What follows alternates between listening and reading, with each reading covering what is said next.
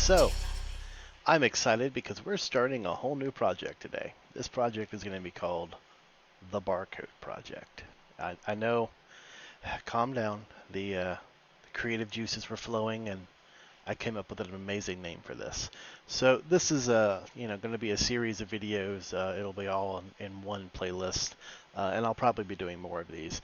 But this is going to be a Python project, and the purpose of this will be to take data that is in a CSV file and parse that data and then turn around and download some data, generate an HTML page, open up the web browser for the user so they can just hit print.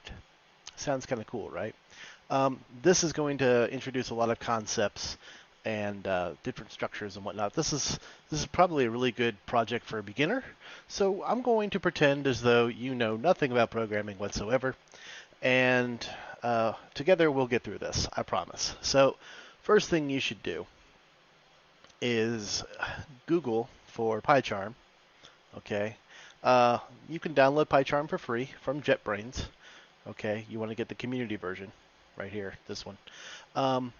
Download that if you have a package manager. I'm sure your package manager has that built in.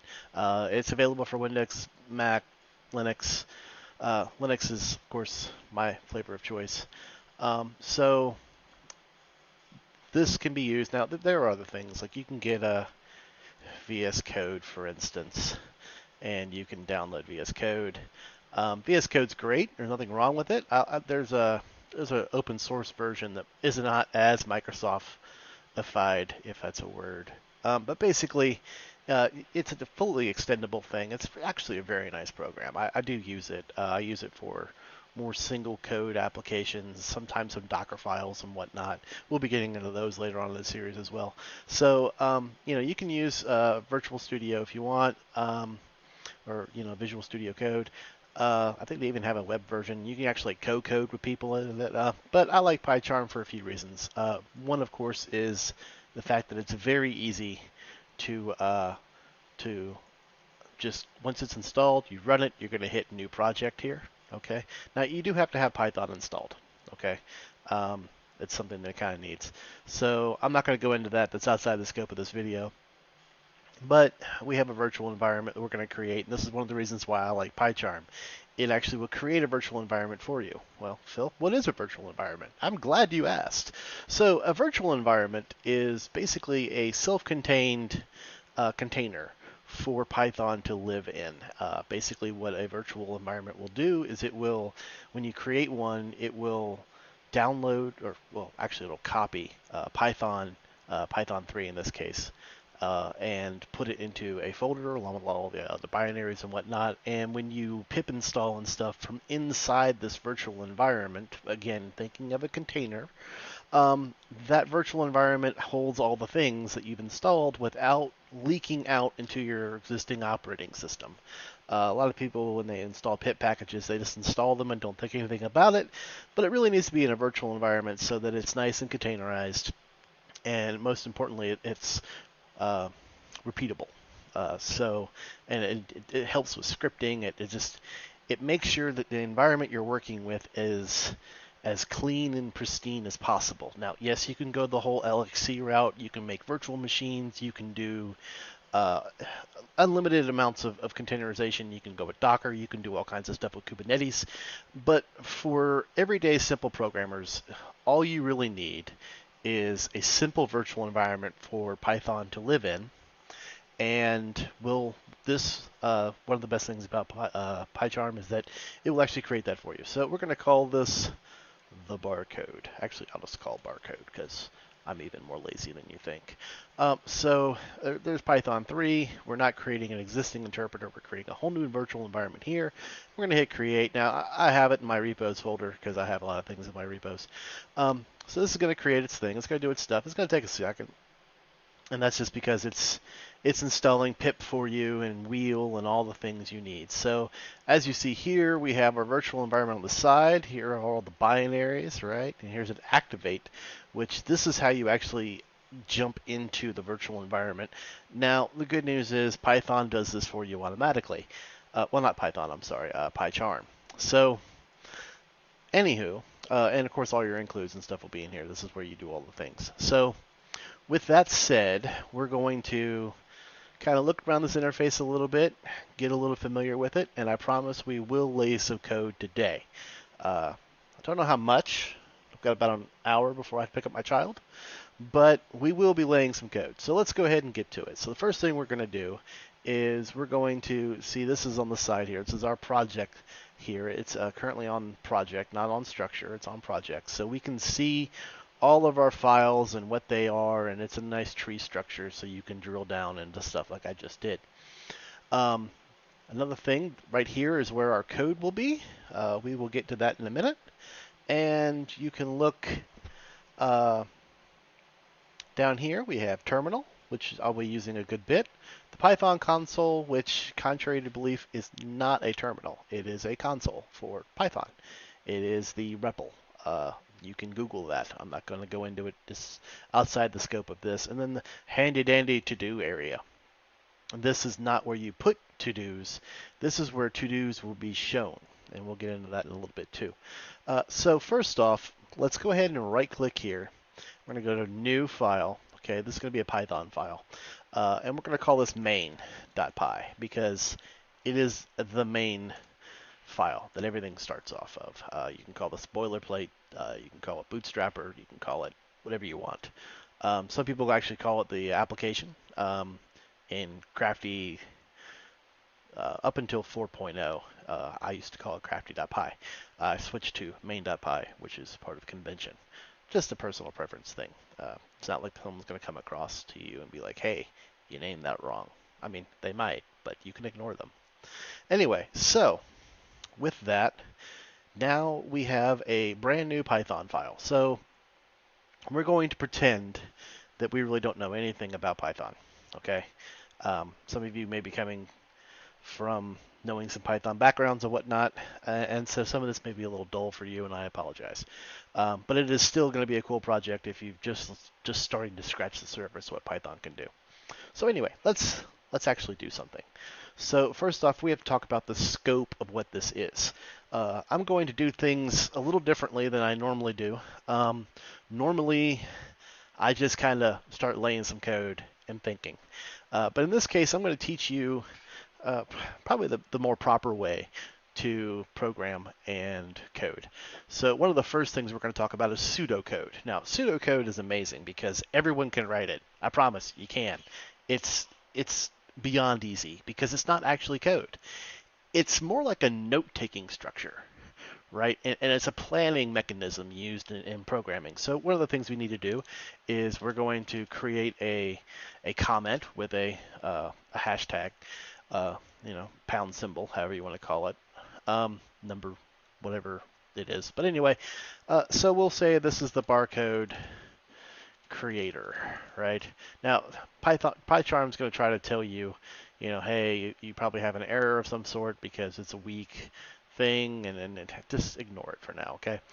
So we have Barcode Creator, right? And what we need to do first off is we need to we're going to open up a CSV file. I can't spell. CSV file. There we go. All right. And then we're going to read that file, right? And then we're going to, for each row or entry in the file, we will grab some data. All right. And then that data, we're going to use that data to download a picture from the internet via an API. Automated programming interface is just API is a generalized term. And then we're going to generate an HTML file. We're going to open the user's browser and display that HTML file. Sounds easy, right? Look, I just wrote the whole program, I promise. So that's pseudocode, and pseudocode, as you see, is plain English. It's notes kind of to give you an idea. I call this scoping, when you're trying to scope out what exactly you need to do. And not all programs start this way, but this is a good habit to get into. If you just kind of scope it out and figure out what you need, and then you need to start doing some more things. We'll expand upon this. And the other good news about pseudocode is that it functions not only as a plan for you, but it's also starting your comment process straight out the gate. I've already got a bunch of comments. I don't have to worry about it.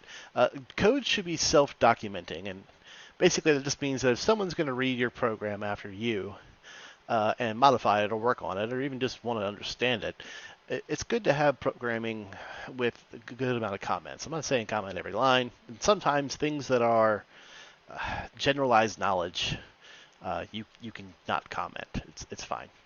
So anyway, what we're going to do first off is we need to open up a file. Okay. So the other thing we're going to do is we're going to do that in a function. Okay. Python is an object-oriented language. And it has many different flow structures, but for right now, we're just going to do a normal function. Okay. So we're going to go to the very top of the file almost, and we're going to make a new function, and we're going to define this function. That's what def means. We're going to define the function, and the function in this case is going to be open file. Okay, and then the file name. Right now, I'm using Python 3.8. Okay, 3.8 comes with some really cool things, one of which are called type hinting. So you can actually hit a colon after this and say, I'm expecting a string. Okay. And why is that? That's just a weird color. Oh, it's because it's not being used. See, sometimes the IDEs mess with you. Okay, so we're going to open the file. So first off, we're going to do a little bit of error checking, right? Because this is going to be used to open the file. Okay. String. Okay. So one of the things we need to do is we're going to need to see if this file even exists, right? So does this file exist? Because these are some common questions that you kind of need to know, right? Does this file exist? This is a good one. Can't open it if it isn't there. Yeah, and then we will open the file. And then we will probably just return the file data. You know what? Let's do what we call refactoring here. Okay, so opening the file's probably it's fine. It's fine. It's fine. So we will first off, I just don't want to do it this way, but I'm doing it this way for a reason. Some people will be like, well, why don't you just open the file straight out the gate without even doing a function? Because then you can just iterate through the loop. And that's true, but we're going to do it this way for now. And with programming, there's 100 different ways to do anything, so don't let it get downhearted if someone says, I would have done it differently. It happens. I'm a terrible programmer, honestly.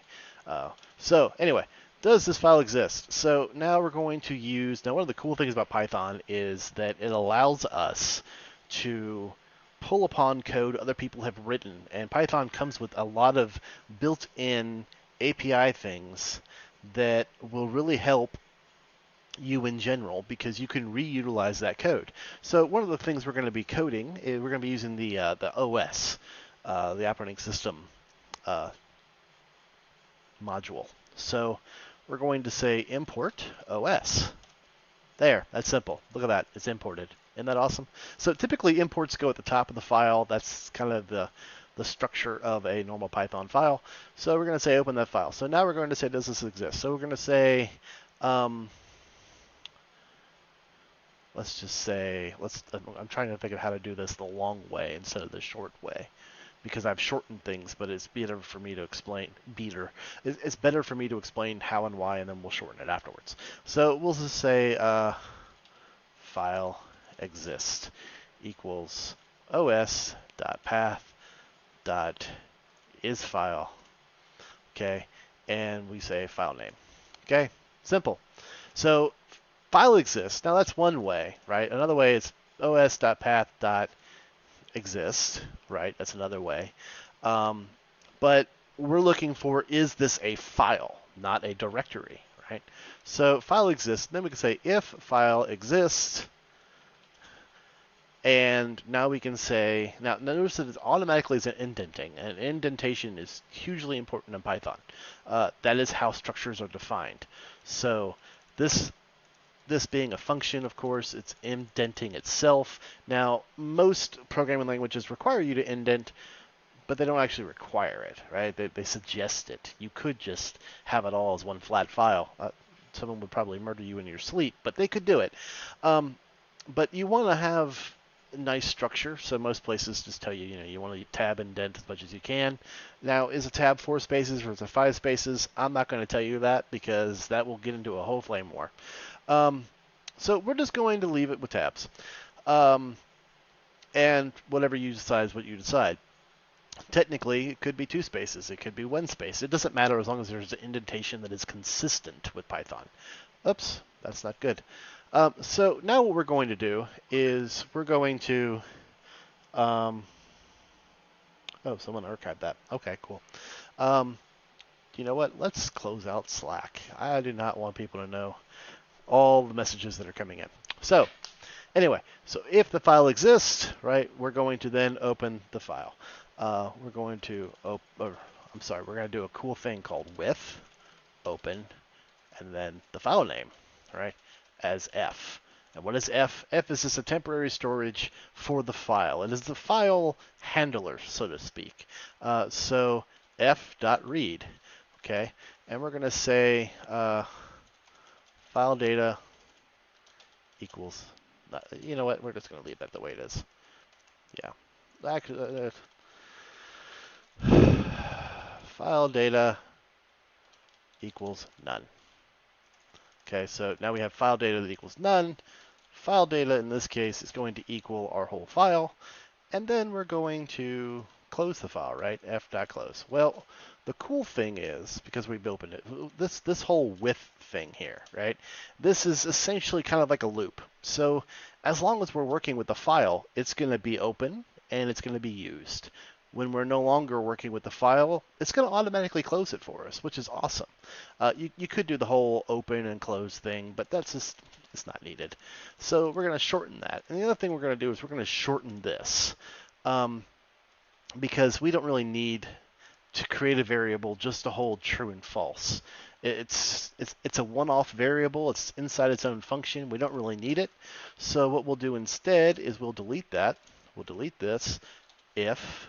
Okay, now the cool thing is that it's still going to return the same thing. So that just shortens it right there. All right. Now that's our file data. Okay, it's going to be a string, but here's the thing. What if it doesn't exist, right? If not exist, right? So else, right? Anything else, doesn't really matter what. We're going to just say file data equals an empty string. Now, honestly, up here, we could have done the same thing. Okay, we're going to do that.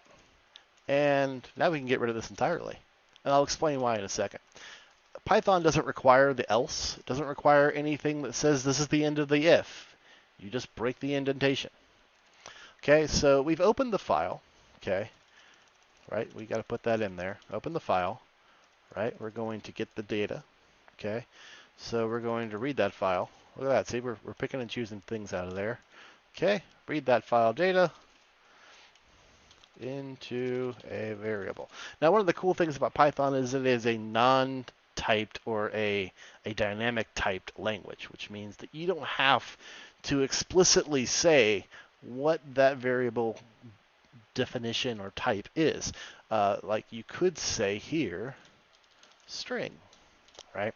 And that's technically true. Now, in this case, I've done what's called typecasting, but just totally different. But for right now, and I'm sorry I'm a little manic, but I'm trying to go a little slow. So in this case, we're forcing the variable of emptiness, in this case, as an empty string, and we're forcing it to be a string. The file being read down here is as a string. Okay. Now, this open thing, it's better to say, to actually define the type that we're doing. In this case, we're reading. You could open it for writing, but we're going to read it. We're not writing it, okay? You can also say read it as binary, but we're not going to do that. We're reading this as pure text. We're just assuming the file is text and life is good. Okay, we're not going to overly complicate, I promise. Or maybe we will. We'll see. It's already getting a little complicated, right? You're like, man, we've already got like 16 lines of code. Well, not really. If you cut out the maybe 10 lines of code. But anyway, this could be much worse than in other languages. Trust me. So, anywho, um, so now we've got our file as file data. Now, file data up here is a empty string, okay? And we're going to get rid of this string thing here. I was just doing that to kind of give a demonstration of typecasting. So we have file data down here. So file data either equals nothing, an empty string, or it equals what's in the file. So because of that, we don't need to have an else where we create what file data is. And now we can actually just say return file data. Okay, that's our whole function. It's awesome. It's easy and it's cool. And why has it got a problem? Yes, so you should have 2 lines before, and 2 being the number of counting, and the number of counting shall be 2. So I'm just going to do a little bit of touch up here on spacing and whatnot. So here is our first function. Look at that. It's very easy, right? So now you're like, well, that's great, but how do we get file name? Well, we got to figure that out. So for now, let's create a new file just temporarily. Okay, this file is going to be called student data. Okay, .csv. All right. In this case, we're going to say student name. Now, what does CSV stand for? It stands for comma separated value. So district ID. I swear I was German in a past life.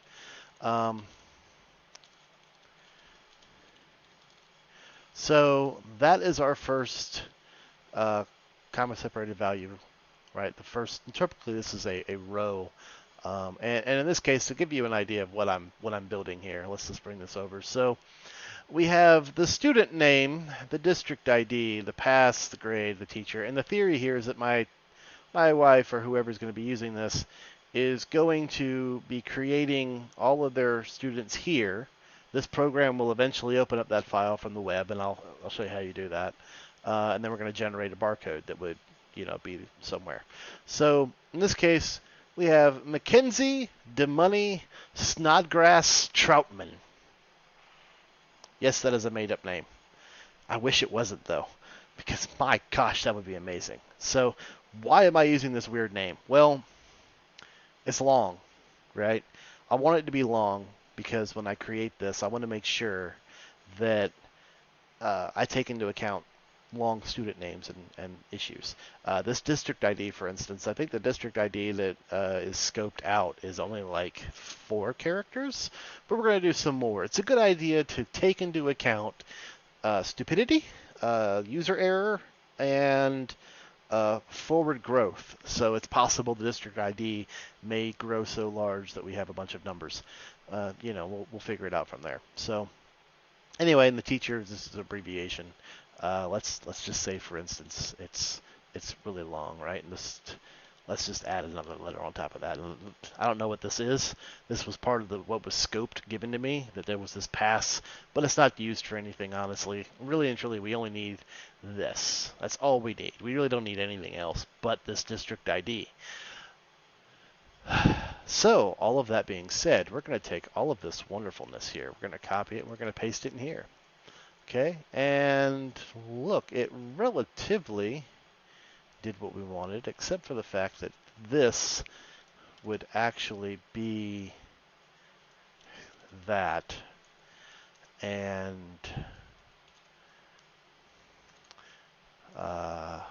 there. So now we have our student name, which is very long. Notice it's encapsulated in quotes. It's important.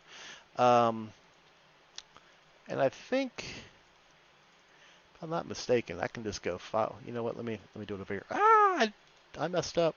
I messed up bad. Hold on a second. I closed out the program, or the words. So you could do it this way, right? Or you can just go file and then download as comma separated values. All right, and I think it's downloaded. It has. So we're going to take this. No, No, I didn't mean to do that. We're going to say student data.csv. I'm going to bring that student data in. Well, no, I'm not. I'm going to delete that apparently. Okay, we're going to take this. I'm going to delete this. Now, you're going to have to probably create your own for right now, but that works. Why is that not wanting to go? Fine, I'll do it this way. So student data, we're going to copy and paste it in there, and look, we have exactly what I typed. Okay, no real difference. Just wanted to show that it's typical text. There's nothing big about it. And when you download it from Google Docs, you'll notice that this is also encapsulated like it should be. So that's done. Now, the other cool thing about most IDEs is they allow what's called code folding. Okay, code folding is awesome. You can check this little button here, kabow, and the whole thing hides. Not with that sound effect. You're gonna have to make that yourself. But now, when we say, hey, we're going to open up that CSV file, we're going to now say open file. All right, this is our open file thing. And the path name is going to be student, whoops, it's going to be as a string, student data.csv. And look at that. Pycharm was nice enough to go ahead and type half of that for us, which is awesome. Okay, but we've opened the file. Now, in this case, open file here, it actually returns data. Right? So we need to store that data that gets returned somewhere. Okay? So we're going to create another variable called student data. And there we go. Now we're going to say print student data. And hey, we have a Python file. We have a full working program. Does it do a lot? No. And why is this complaining? Extra spaces. It really likes the extra spaces. It does. We have so many extra spaces up here, it doesn't know what to do, and it's very confused. But it doesn't matter. It's just spacing. We'll leave it alone. So here's where we're going to actually run our program for the first time, and I know you're excited. So what we're going to do is we're going to go down here to the terminal. Okay, and boop, look at that. We have a terminal. Yours is going to look different than mine because I have ZSH installed and I have ZSH. If you're into that kind of stuff, you probably want to Google it and look at it because it does do some cool stuff for you. Notice this vent-v here. So this is saying we're inside the virtual environment. Remember I told you that up here, that binary file, that activate here? This is actually what automatically gets ran when you hit terminal and drops you into that virtual environment. You'll notice there's a PS1 script, there's a fish, there's different shell scripts. This is bash and ZSH, and even SH. But any of these will automatically drop you into that virtual environment inside that container, which is great because we are going to be installing some modules that don't come with Python straight out the gate, and those modules will have to be installed into the virtual environment so they don't leak out and cause problems inside my operating system. So, how do we run a Python file? Well, simple. It's Python, if you can spell it. I can't. And then main.py. Look at there. We have data. I know it does not seem like much. Okay, you're like, man, I could just open up the file. That's true. But in this case, one, we didn't have any errors, which is awesome.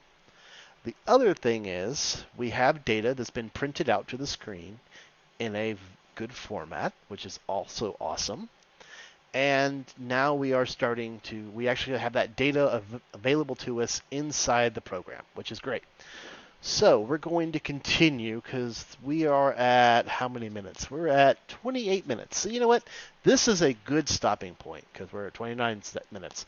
This is a good stopping point for this program now. So we have a way to open the file. We have some very basic checking to see if the file is there. Okay. And we are reading the file. We're pulling it into a data store of this variable here, and then we're returning that. And then, oh, look at there. I've got a comment out of place here. Okay. And we're going to return that file data. And so this is our first function that actually works. It actually does something useful and meaningful, and we have printing of our student data. So I'm going to try to keep these under 30 minutes. We're right on the money here, so I'm going to go ahead and call it. But if you continue to stay tuned, we're going to keep working with this on and on as a continual project, and I'll see you on the flip side. If you have any issues with the code that's been in here, you can contact me on Discord, or you can hit me up through here. I don't know exactly how I'm going to do the whole helping of everyone. I'm really terrible with social media, so I'll give it a shot, but we'll see how it goes. Anyway, we're past 30 seconds, 30 minutes. I wish it was 30 seconds. And there we go. So we will pick this up. I promise I won't do any code until you come back. Thanks for watching.